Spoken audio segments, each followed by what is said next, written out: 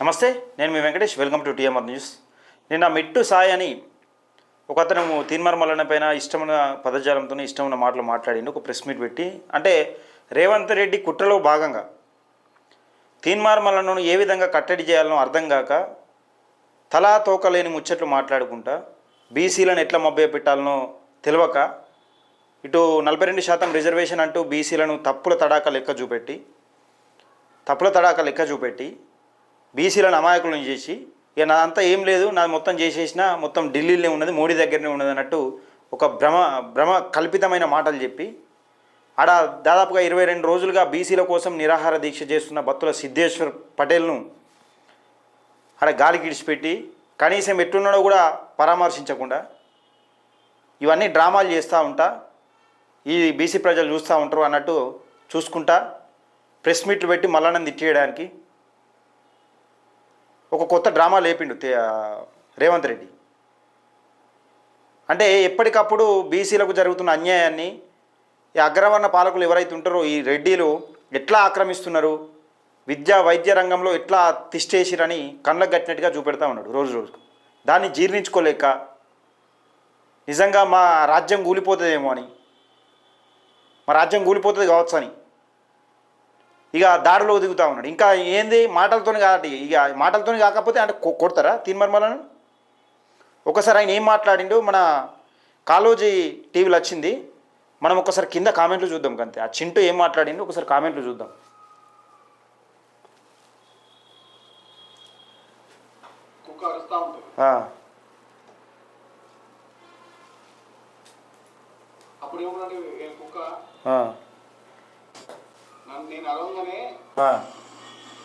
మళ్ళీ కాంగ్రెస్ పార్టీ, మళ్ళీ BJP party.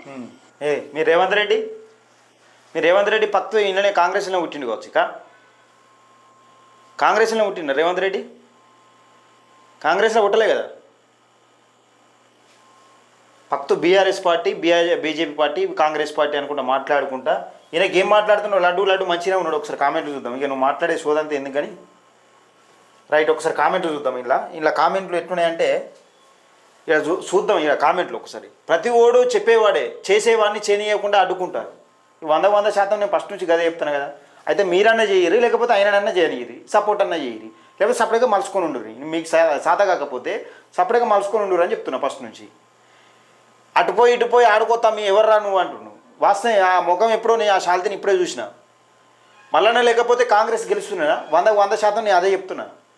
Mallanna లేకపోతే కాంగ్రెస్ గెలవపోయి ఇప్పుడు కాంగ్రెస్ వాళ్ళు సూర్యులో వీరులో అని ఓట్లేయలే. బీఆర్ఎస్ మీద ఉన్న వ్యతిరేకత కాంగ్రెస్ను గెలిపించింది. ఈ రేవంత్ రెడ్డి ఒక్కడు కొంచెం ఏదో ఊపు తీసుకొచ్చినట్టు ఒక పాదయాత్ర మొదలుపెట్టింది అంతే తప్పితే, లేకపోతే భస్మం అయిపోవు. తీన్మార్ మల్లన్న ఒక్కడు పక్కకు తప్పుకుంటే భస్మం అయిపోవు. ఇది కాంగ్రెస్ పార్టీ కూడా మళ్ళీ రాకపోయి జీవితంలో వీళ్ళు కాంగ్రెస్ జెండా పట్టుకోపోరు. ఇక ఒక్కసారి రాకపోతే ఇప్పుడు కూడా అంతే పరిస్థితి ఉన్నది. ఇప్పుడు మళ్ళీ ఒక్కసారి కాంగ్రెస్కి ఇట్లా పోయిందనుకో అధికారం, ఇక ఆంధ్రాలో ఎట్లా మూసుకున్నారో అట్లా మూసుకున్నాడు. ఇక పక్కా ఇదే అవుతుంది చూడు తెలంగాణలో. నీకు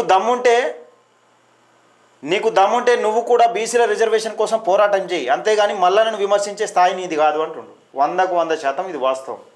నేను ఏమంటున్నా, మల్లన్నను విమర్శించేటోళ్ళు ఒకసారి మీకు మీరే ఆత్మపరిశీలన చేసుకోరు. ఒకసారి మీ స్థాయి ఏంది, మీ కథ ఏంది, మనం ఏం ఉద్యమాలు చేసినాం, మరి మల్లన్న ఏ ఉద్యమాలు చేసిండు, మల్లన్న ఎలాంటి వ్యక్తులపైన కొట్లాడిండు, అవి ఒకసారి తెలుసుకోరు హిస్టరీ. మీరు జీరో ఉన్నప్పుడు మల్లన్న స్టేట్లో హీరోబే, కేసీఆర్తో డైరెక్ట్ పోటీ చేసిన మొగోడు. అప్పుడు ఏడ ఉన్నవరా సాయిగా అంటాడు. చెప్పు దీనికి సమాధానం ఏం చెప్తావు? నీ రేవంత్ రెడ్డి ఉన్నాడా కేసీఆర్తో కొట్లాడేటప్పుడు?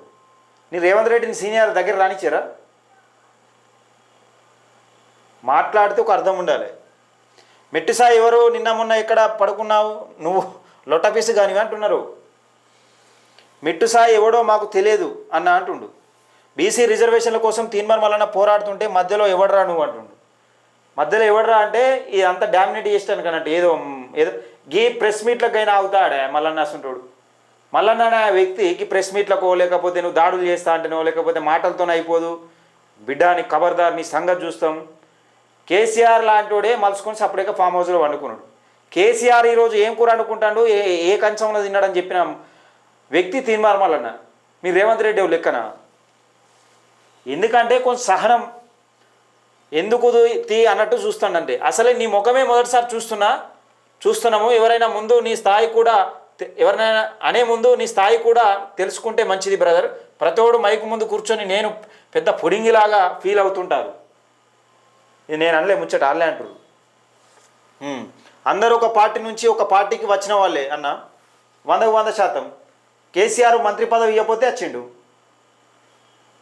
మంత్రి పదవి ఇవ్వకపోతే వచ్చి తెలంగాణ అని తెలంగాణ ఒకటి సెంటిమెంట్ రాజేసి అంటే అంతకుముందు తెలంగాణ ఉద్యమకారులు లేరా? మంచి మంచి మేధావులు ఉన్నారు. మరి అట్లా ఏదో ఒకటి ఇప్పుడు మీ రేవంత్ రెడ్డి ఏం చేసిండు? రేవంత్ రెడ్డి జెడ్పీటీసీ టికెట్ ఇవ్వకపోతే టీఆర్ఎస్ పార్టీ నుంచి జంప్ అయిండు. టీఆర్ఎస్ పార్టీ నుంచి వచ్చిండు బయటకు జెడ్పీటీసీ టికెట్ కోసమే. అది తెలుసుకో ఇస్తుంది ముందుగా.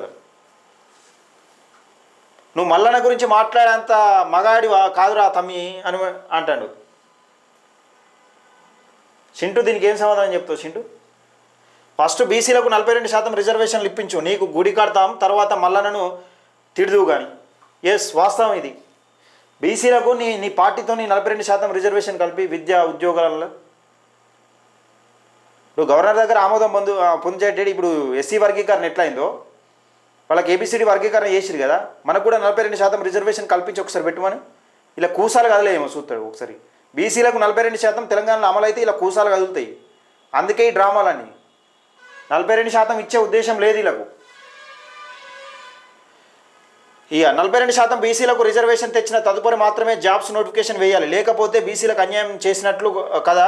దాని గురించి కదా మల్లన్న మాట్లాడేది. బీసీలు అర్థం చేసుకోవాలి, నేను బీసీని కాదు అయినా ఈ పోస్ట్ పెట్టుచున్నాను అని పెడతాడు. నాయక్ ఎల్డీకే నాయక్ అట. 42% బీసీలకు రిజర్వేషన్ హక్కులు కల్పించకపోతే ఎంత నష్టపోతారు అన్నది ఒక్కసారి బీసీలు ఆలోచించుకోవాలి. అది అర్థమైంది. తీన్మార్ మల్లన్నకు అర్థమైంది. కొట్లాడుతూ ఉన్నాడు. నీ జాతుల గురించి కూడా కొట్లాడుతూ ఉన్నాడు. మన జాతుల గురించి కొట్లాడుతూ ఉంటే మన జాతి బిడ్డనే మన వెనుకే ఉసగొలుపుతుర్రు.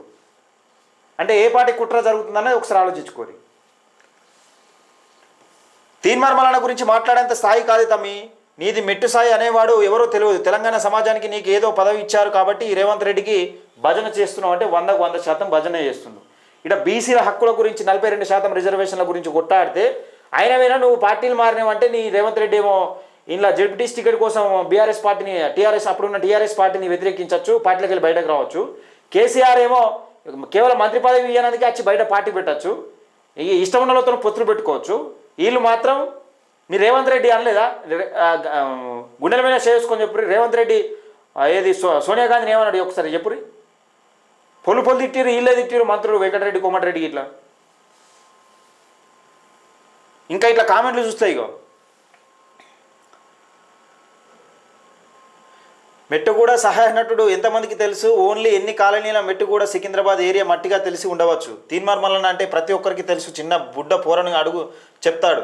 పదవిలో ఉన్నవాడు ప్రతి ఒక్కడు ముఖ్యమంత్రి సపోర్ట్ చేస్తాడు. ఇది మరి నువ్వే ముందుండి గెలిపించకపోయినావు మీ కాంగ్రెస్ పార్టీని. మల్లన్న ప్రతి నియోజకవర్గంలో తిరిగి ప్రచారం చేసినప్పుడు ఏడా ఉన్నవురా నువ్వు? నీ నామినేటెడ్ పదవులు తీసుకొని అనుభవిస్తాలే. మల్లన్న బరాబర్ ప్రతి క్షేత్రంలో ప్రజలతోని ఎన్నుకోబడ్డాడు. 100% పట్టభద్రులు, డిగ్రీ చేసిన పట్టభద్రులతోని తీన్మార్ మల్లన్న ఎన్నుకోబడ్డాడు. కాంగ్రెస్ పార్టీ కుట్రలను అధిగమిస్తూ సొంత పార్టీలో ఉంటే పార్టీలో మంత్రులు ముఖ్యమంత్రులు ఎమ్మెల్యేల కాంచెల్లి తీన్మార్ మల్లన్న ఊడగొట్టడానికి ప్రయత్నం చేస్తారా? గింత కుట్రనా? ఇండిపెండెంట్గా 3 చీరల నీళ్ళు ఆగిచ్చినోడు అధికార పార్టీలో ఉండి గెలవడానికి ఇబ్బంది పడ్డాడు. అంటే ఏ పార్టీ కుట్ర చేసిరు తీన్మార్ మల్లన్న గెలవకుండా అనేది ఇప్పుడు మీకు అందరికి అర్థమైందా? తీన్మార్ మల్లన్న గెలిస్తే ఇలా కేక్ మేకై కూర్చుంటాడని ఇలా బాధ. ఎందుకంటే మనం బయట కొట్లాడిందని కాదు, మండలిలో కొట్లాడితే, చట్టసభలో కొట్లాడితే ఆ పవర్ వేరే ఉంటుందని వీళ్ళకి తెలుసు వాళ్ళది. అందుకే నువ్వు ఎంత కొట్లాడినా బయట కొట్లాడుకో కానీ మండలిలకు రాకు అని కూడా. మండలిలకు వస్తే ఏమైంది? ఆయన మాటలు వీళ్ళకు జలజల అనిపించినాయి, వణికినాయి, ఇలా కాలు చేతులు అనికినాయి. అలా ఆయనకు సమాధానం చెప్పలేదు. అది భయం అట్లా. ఎందుకంటే ప్రశ్నించే గొంతులు ఎవరైనా కానీ, ఏ పార్టీ అయినా కానీ ప్రశ్నించే గొంతులను మండలిలోకి కానీ అసెంబ్లీలోకి పంపించాలి. అప్పుడు న్యాయం జరుగుతుంది. మన పార్టీలు కాదు ముఖ్యం, ప్రశ్నించే గొంతులు ఎవరుంటే వాళ్ళని పంపించేసేయాలి, న్యాయం జరుగుతుంది. బ్రదర్ అతిగా మాట్లాడుతున్నావు. బీసీ వాదం గురించి నువ్వు మాట్లాడను. వీళ్ళు మాట్లాడరు. వీళ్ళు ఏంటంటే భజన, భజన. నాకు ఒక్క చిన్న పదవి ఇస్తే చాలు నేను భజన చేస్తా అన్నట్టు ఉంటుంది. తీన్మార్ మల్లన్న లేకపోతే ఇక డాష్ కూడా కాంగ్రెస్ పార్టీ అధికారంలోకి రాకపోతుండే. 100% వాస్తవం. ఇంకా ఇగో చాలా ఉన్నాయి. Teenmar Mallanna is daring dashing fellow for BC. ఇగో నువ్వు వేస్ట్ ఫెలో మల్లన్న హీరో ఈ రాష్ట్రంలో. ఫైనల్గా ఎలిఫెంట్ డాగ్ ఎవరు, ఇన్ని రోజులు ఎక్కడ పన్నావు, పోరా పోరా. అతనికి గురించి ఎక్కువ తక్కువ మాట్లాడితే అంత మంచిది. తీన్మార్ మల్లన్న విమర్శించే స్థాయి నీది కాదు. నీ ముఖం ఎప్పుడు చూడలేదు. ఇన్ని రోజులు ఎవనిది నోట్లో పెట్టుకొని నోరు అదుపులో పెట్టుకున్నావురా.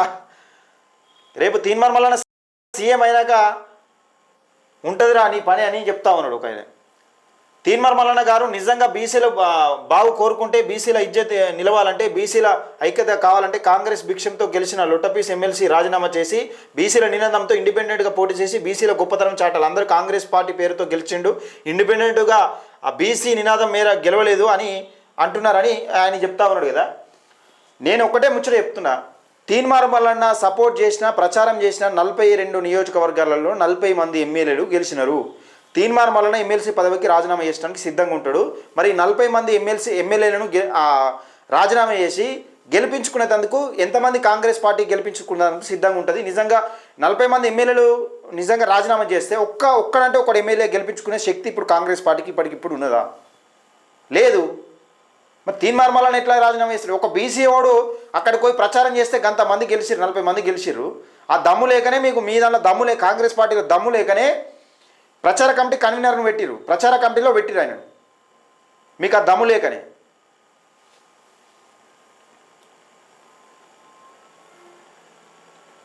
ఇలా మస్తు కామెంట్లు ఉన్నాయి. ఇంకా ఒక్క కామెంటు బీసీల సీఎం అది తీన్మార్ మల్లన్ననే ఫిక్స్ అయిపో నువ్వు అని చెప్తాడు. ఈయన ఏంటంటే పడుకున్నోని ఇప్పుడు ఎట్లా అంటే కూర్చున్నోని నిల్చుండబెట్టి ఇగో ఈయననే అని పేరు చూపెడతాను అన్నట్టు. కిసాన్ బచ్చగలను పెట్టుకొని నువ్వు ఎవరికో నాకైతే నాకు తెలియలేదు. ఈయన పేరు నేను సెర్చ్ చేశాను నేను యూట్యూబ్లో. మరి ఎవరు ఏం కథ అయ్యేదని, ఏ జాతుల గురించి మాట్లాడుతుండు, ఎవరి గురించి మాట్లాడుతుండు, మరి మంచా చెడా ఏందనేది తెలుసుకోవాలి. 42% బీసీలకు అమలు అయితే ఉద్యోగ వ్యాపారాల్లో విద్య వైద్యంలో ఎంతమంది ఉపాధి పొందుతాడు, ఎంతమందికి న్యాయం జరుగుతుంది? ఆయన కొట్లాడేది ఆయన ఇంట్లో పిల్లల కోసమా లేకపోతే మన జాతుల బిడ్డల కోసమా? ఒకసారి ఆలోచించుకోవాలి ప్రెస్ మీట్ పెట్టి ఎవరైనా మాట్లాడే ముందు. ఈ ఒక్కడైనా కాదు, ఇంకా మస్తు మంది వస్తారు. ఇంకా ఇదే భాగవతం ఉంటుంది. ఇక మన జాతి బిడ్డలే మన గురించే మాట్లాడుతూ ఉంటారు. మనం న్యాయం చేయరని మాట్లాడితే ఇది కాదు, ఇట్లా కాదు, వాడు లంగా అని మాట్లాడుతూ ఉంటారు. మరి నువ్వు మాట్లాడదామంటే వీళ్ళు మాట్లాడరు. వీళ్ళు ఏమున్నా రేవంత్ రెడ్డి జిందాబాద్, రేవంత్ రెడ్డి జిందాబాద్, ఇదే భజన. దయచేసి మిత్రులారా, ఇవన్నీ కామన్, లైట్ తీసుకోవాలి. ఈ కామెంట్లు చూస్తేనే అర్థమవుతుంది. సరే, కామెంట్లు చూసినా చూడకుండా తీన్మార్ మల్లన్న 100% బీసీలకు రిజర్వేషన్ కల్పించడం కోసం, 42% రిజర్వేషన్ కల్పించడం కోసం ఆయనే పార్టీని కూడా లెక్క చేయకుండా, పార్టీ సస్పెండ్ చేసిన లెక్క చేయకుండా బీసీల పక్షాన మాట్లాడుతున్నాడు. అది నిజంగా చాలా గొప్ప విషయం. మనం ఎప్పటికీ తీన్మార్ మల్లన్నకు తోడుగుండాలని నేను మనస్ఫూర్తిగా కోరుకుంటున్నా. దయచేసి బీసీలందరూ ఈ వీడియోని ఎక్కువ మందికి షేర్ చేయాల్సిందిగా కోరుతున్నా. ముఖ్యంగా 42% రిజర్వేషన్ కల్పించేంత వరకు ఈ ప్రభుత్వం పైన పోరాటం ఆగది. దేశవ్యాప్తంగా బీసీలందరూ యుద్ధానికి సిద్ధమవుతున్నారు. ఇక మోడీ ఉన్న ఇక్కడ రేవంత్ రెడ్డి, అక్కడ మోడీ. ఇక రాసుకోరు, చూద్దాం బీసీల దెబ్బెట్టుంటుందని చూపెడతారు మీకు. నేను మీ వెంకటేష్, TMR న్యూస్, పేద ప్రజల గొంతుక.